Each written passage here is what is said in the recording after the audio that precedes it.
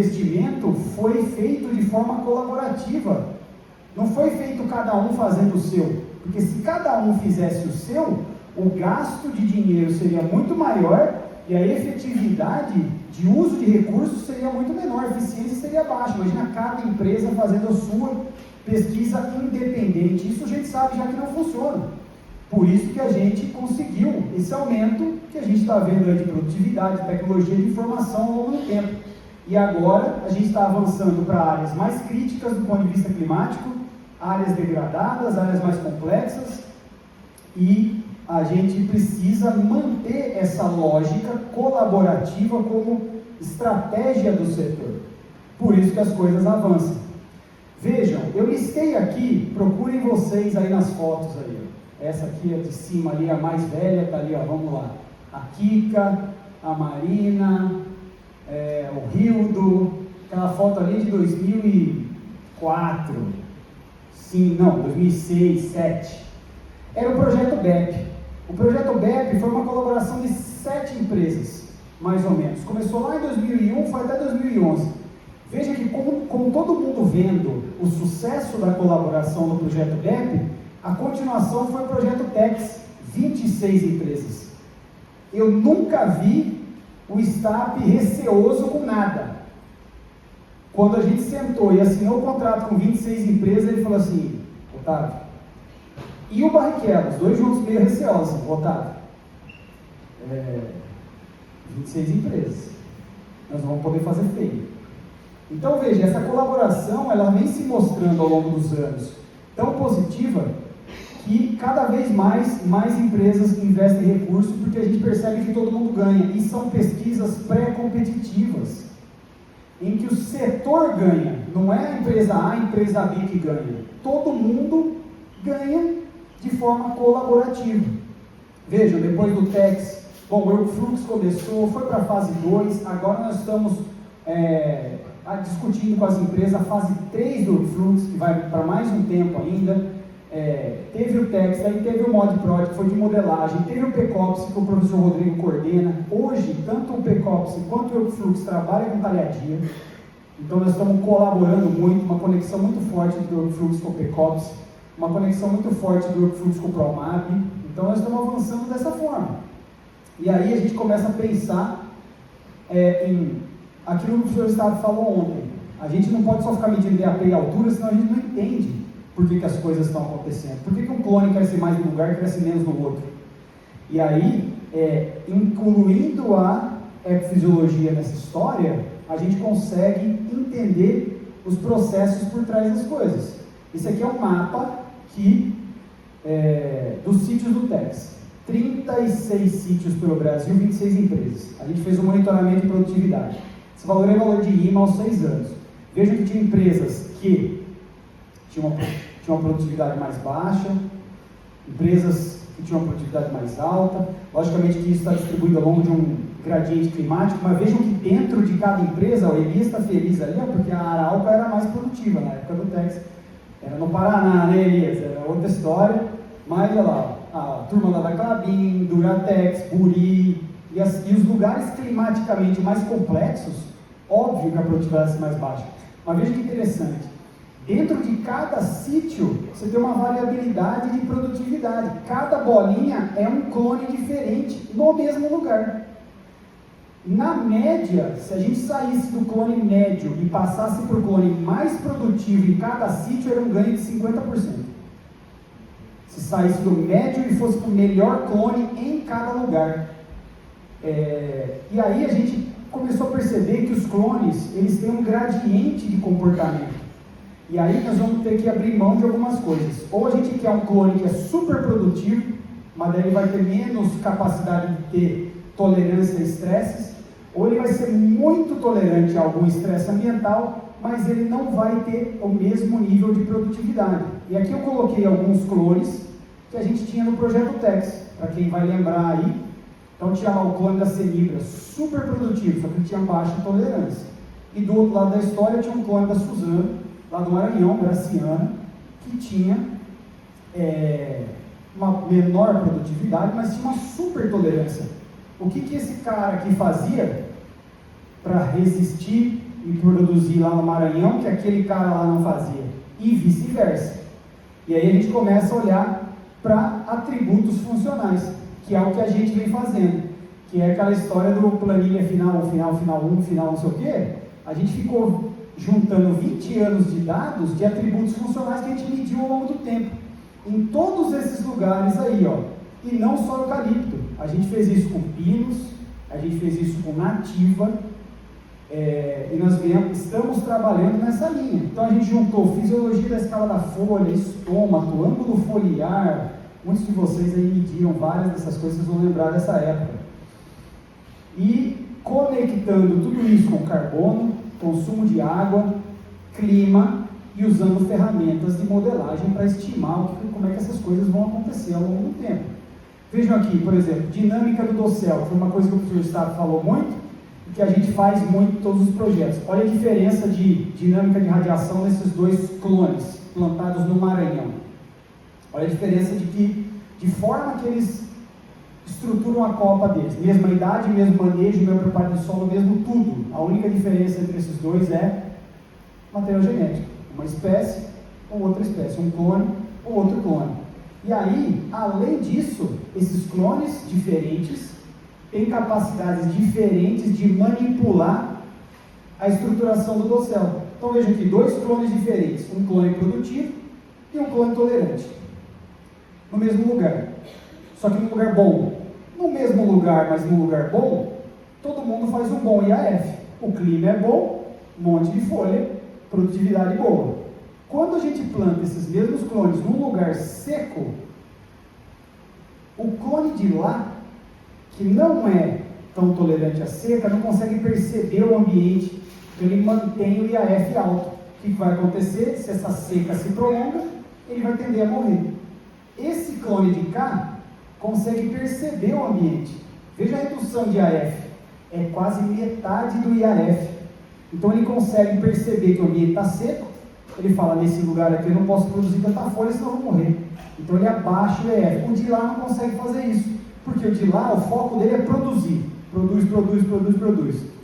Vou morrer? Interessa, eu quero produzir, se eu morrer, azar. É isso que entre aspas, o clone pensa. Esse aqui ele pensa assim, não, peraí, eu não posso sair gastando assim folha doidada, senão eu vou morrer. E aí ele reduz. Então a gente estuda essas coisas e começa a entender o que está acontecendo. Olha o balanço de carbono. Esse trabalho está publicado, tudo isso, turma, está publicado. Se vocês quiserem, depois vou deixar o meu e-mail da Verônica ali, meu braço direito, braço esquerdo, dentro do IPF, a gente passa tudo isso para vocês. A parte rosa, só para vocês entenderem, não precisa ficar guardando muito número, mas a parte rosa é a alocação de carbono para baixo. E a parte amarela é a alocação de carbono para madeira. Olha a diferença de um clone produtivo comparativamente a um clone tolerante à seca. O clone produtivo aloca 40% para raiz e quase 30% para madeira. O clone tolerante à seca faz menos madeira, em torno de 20% do carbono vai para madeira, só que 50% vai para a raiz. Por isso que ele sobrevive. Alguém tem que pagar a conta da tolerância. Quem paga a conta sempre? Madeira. É a madeira que paga, porque ele é a última prioridade de alocação de carbono dentro das plantas. Faz folha, faz raiz, faz tudo, depois o que sobrar vira madeira. Por isso que acontece dessa forma. E o clima tem um efeito forte nessa alocação de carbono, e diferente para clones diferentes, mas de forma geral veja que interessante. Paraná e Santa Catarina.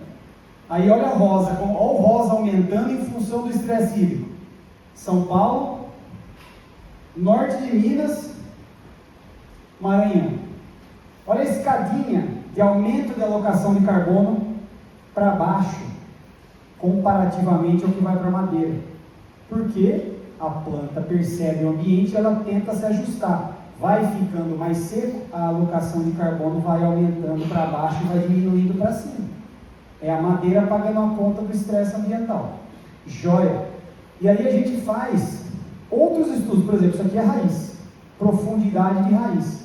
Então a gente estudou vários clones, em vários lugares, em duas idades, ao longo de todo o tempo. Joia. E aí, o que acontece? Tudo isso a gente vai conhecendo essas informações. Legal. E aí a gente monta esses materiais de atributos funcionais, de materiais tolerantes ou não. A Kelly preparou isso aí pra gente, olha que bacana, está prestes a ser publicado. Nós vamos passar para vocês depois. Então a gente tem um manual de como é que um clone produtivo funciona, como é que um clone tolerante funciona, em termos de características. Aliado a tudo isso ao clima, mas não só a média climática, a gente também avalia a probabilidade do clima, de determinado clima acontecer. E isso ajuda bastante a gente. O Eucflux, 18 anos de empresas colaborando, recursos direcionados para estudo de carbono, de água, dinâmica de água no solo, várias empresas. Já estamos indo para a nova fase agora, a partir do ano que vem, terceira fase do Eucflux, terceira rotação completa, só que agora vai ser talhadia. A gente nunca tinha feito talhadia no Eucflux, vamos fazer agora para avançar nesse conhecimento. E aí a gente publicou esse ano um artigo colocando 15 anos de dinâmica de carbono numa publicação, está disponível para vocês. Depois vocês vão ver isso aqui com mais detalhes. E estamos indo para mais uma rotação completa. Várias empresas já estão aceitando participar com a gente já está continuando isso, e vamos avançar para mais uma rotação. E tem grupos internacionais que a gente trabalha também em parceria, que inclusive o Monte Olimpo ajudou muito nessa história. Onde a gente monta experimentos, não só no Brasil, mas a gente monta experimento no Chile, monta experimento na Colômbia, monta experimento no Paraguai, monta experimento no Uruguai, para estudar carbono, para estudar água. A gente faz isso em larga escala, tá vendo? Balanço de carbono em clones subtropicais, lá no Chile. Uso de água em clones subtropicais, clones que a gente não planta aqui, mas são importantes para o Chile. Então a gente faz os mesmos estudos, lá com a parceria do professor Rubilar, lá da Universidade de Concepción, com a professora Rachel Cook, lá dos Estados Unidos, e a gente vai avançando, colaborando. Muita gente, muito dinheiro, muito tempo envolvido, mas é necessário para que a gente tenha esses ganhos que mudam a forma como que a gente enxerga as florestas. Pinos, trouxemos materiais genéticos que são plantados nos Estados Unidos, trouxemos no Brasil, fomos lá para Santa Catarina, numa área da Valor, plantamos um teste de espaçamento, material genético, nível de subcultura, single triploide, tudo isso por quê? Um monte de empresa colaborando, a Arborgen importou os materiais para nós, a turma da Valor, essa área toda, estava plantada fazia 2 meses. A turma da Valor foi lá, arrancou o plantio, só para a gente ter uma área boa para montar o experimento. Olha isso. Olha a dedicação dessas empresas em fazer o negócio acontecer. Isso é fantástico. Essa é a força da colaboração. E estamos fazendo a mesma coisa para o pinos. Quais são os atributos de pinos para um mais produtivo, para um menos produtivo? Será que o clone é igual a uma polinização aberta? Estamos avançando nessa mesma linha. Outro trabalho em larga escala que nós estamos fazendo no Brasil, carbono no solo. Um monte de empresa. Começamos lá nos anos 90, eu herdei essa pesquisa e estamos continuando. Começamos com 300 pontos pelo Brasil, esses pontinhos pretos. Ano passado, ano retrasado, a gente aumentou para 450 pontos. Um monte de empresa coletando solo para a gente fazer esse estudo de longo prazo, de larga escala, de carbono no solo em plantações de eucalipto. E aí eu tinha medo de mandar para a UFLA e as amostras se perderem e mandar para minha casa. Aí meu filho de 7 anos falava: papai, chegou mais uma caixa de terra aí para você. Então chegava a caixa de solo em casa, imagina, cada empresa mandando as 3, 4 caixas de solo, processamos tudo, a Natiele organizou tudo, mandamos para os Estados Unidos. Então isso aqui, olha a força desse trabalho. Faz 40, 30, 40 anos nós estamos monitorando carbono no solo em plantio de eucalipto. Só porque vocês concordam em fazer essas loucuras com a gente e aposta nisso. Né? E nativa? A mesma ideia. Nós estamos avançando com experimentos que já estão chegando em 22 anos de monitoramento de subcultura de nativa. Lá atrás, o professor Stato plantou 2 experimentos em Embi. A turma da Copener na época, hoje Bracel, plantou réplicas na Bahia e a gente vem monitorando. Aqui, por exemplo, a diferença da suinocultura. Nativa, planta lá. Não, olha a resposta. 3 anos de idade, do céu fechado. Olha agora, com 16 anos, a diferença. Estamos monitorando regeneração. Hoje, 10% do carbono está na regeneração, com mais espécies do que a gente plantou. A gente plantou 20 nesse caso aqui, o professor Pedro comentou do experimento com 120, esse aqui é o de 20 espécies, a gente já encontrou 80 espécies dentro desse experimento, regenerando. 10% está nessa regeneração. Importantíssimo, recuperar processos ecológicos que tinham sido interrompidos pela degradação dessas áreas. Tudo publicado. Quem quiser, nos escreva e a gente manda tudo isso para vocês. Mas hoje, por exemplo, a gente tem um valor muito consistente de imã de nativa. Qual que é a imã de nativa? Quem sabe? Imã de nativa, bem manejada, 6. Mais ou menos. Uma nativa sequestra mais ou menos, eucalipto, mais ou menos 12 toneladas de carbono por hectare por ano. Nativa, mais ou menos 2 toneladas por hectare por ano. Mais ou menos. Hoje a gente tem número para mostrar, vamos fazer plantar nativa. Cresce, não cresce, não sei. Não, hoje a gente sabe. Imã nativa, 6. 2 toneladas por ano. Mais ou menos isso. Porque a gente vem monitorando e tem gente suportando a gente de forma colaborativa. A Bracel nos deu um apoio muito forte recentemente para a gente continuar essas coisas. Só é assim que funciona. E agora nós vamos propor um programa de nativa e a gente fez uma rede de colaboração muito grande, desde a Amazônia até o sul de São Paulo, Paraná. Toda essa turma aí, Daniel, Piotto, Samir, Rolim, um monte de gente, Pedro, dando dados para a gente começar a trabalhar cada vez mais com o plantio de nativa que foi bem manejado, para a gente saber o potencial desse negócio e não ficar na esfera da será que é assim, será que é assim. Não, olha, nós vamos juntar tudo isso daí, a proposta vai chegar no e-mail de vocês em breve. E a gente já está com essa base na mão, então a gente, não é que nós vamos sair do zero, nós já vamos sair com um experimento de 10, 15, 20 anos monitorado. Nós não vamos sair do zero, nós não vamos começar do nada, nós vamos começar com uma base muito sólida já. E a ideia é trabalhar com isso mais frequente. Olha a importância da herança, turma, da herança de informação, da herança de dados e dos jovens aí, a turma não está conhecendo porque ele estava cabeludo, mas quem é cabeludo ali é o Estado. Então, o Dan Binkley, de azul, o Mike Ryan ali de laranja ali, esses caras orientaram o Estado. E o Estado me orientou. E esses caras foram orientados por um cara chamado Dick Warren, do Oregon. Então o Dick Warren e o Sun Linder criaram a ecofisiologia. Aí passaram para o Dan e o Mike. Aí o Mike e o Dan passaram para o Estado. Aí o Estado passou para mim. Eu estou passando para a turminha ali, que está sentada ali. Estou passando para vocês. E aí as próximas gerações vão ter que continuar. Olha aí, produção. Isso aí eu peguei dados só do Tex e do Euflux e do Beck. Mais de 45 doutorados, mais de 35 mestrados, 120 papers publicados. E o paper, ele é uma comprovação de que a ciência que a gente faz, ela é sólida. Porque não é a gente mesmo falando que a gente é legal. É alguém de fora olhando e falando assim, pô, esse negócio é legal. Certo? E essa foi a frase que eu recebi um e-mail do Dan Binkley semana passada, falando isso aí sobre o projeto Tex. E ele, que é talvez um dos maiores ecofisiologistas da história da humanidade, um cara brilhante, genial, mandou aquele e-mail ali para nós, Nenhum outro projeto de ecologia de floresta chegou nem perto do tanto de coisa que o projeto Tex fez. Não fui eu que fiz o Tex, não foi o Estado que fez o Tex, foram vocês. Mas vocês com a gente sentando e falando assim, vamos bancar esse negócio aí, vai funcionar.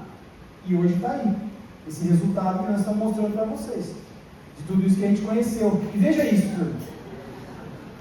Isso aqui é dedicação, aqui ó, isso aqui é dedicação pura, turma. Olha lá o Ítalo, catando raiz lá no fundo da trincheira.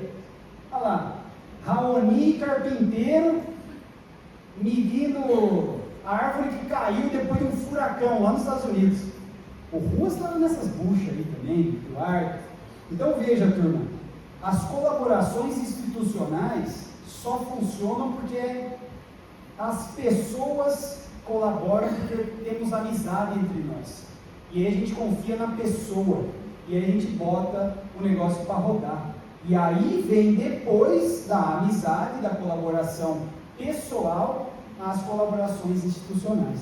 É isso que a gente faz e vem fazendo pelos últimos 20 anos. Por isso que funciona.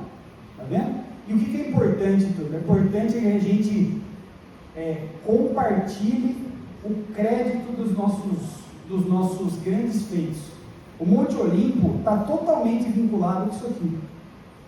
As empresas todas colocando gente para trabalhar, gente para financiar, gente para fazer raiz, esse monte de coisa que é infernal fazer. Quem já fez sabe, fluxo de seiva, meu Deus do céu, insuportável. Uma turma compra ideia e banca, e aí muda toda a forma como a gente enxerga as coisas, a forma que a gente faz as coisas. Certo, turma? Zerou, bem no tempo. Deixo aqui algumas mensagens. Se vocês quiserem publicações, tudo isso que eu falei para vocês, tudo está publicado. Se vocês quiserem, qualquer coisa disso, tudo que eu falei rápido, a turma ali falando que eu falar rápido, manda e-mail para Verônica, manda e-mail para mim, tudo isso, turma, está disponível, e vocês são parte disso, não sou eu aqui, olha tudo só que eu fiz. Vocês são tão donos disso quanto eu, quanto o STAP, quanto a turma ali, quanto o IPF, porque a gente construiu isso junto. Por isso que a gente continua com essa ideia de, vamos trabalhar com o IPF, vamos trabalhar com a FBC, vamos fazer um negócio junto, vamos bancar essa história junto, porque isso aqui muda. A história lá de sair de 10 de IMA, ir para 40, só funcionou porque foi assim, porque foi colaborativo, porque teve gente que comprou ideia e bancou o negócio funcionar, certo? Obrigado, turma.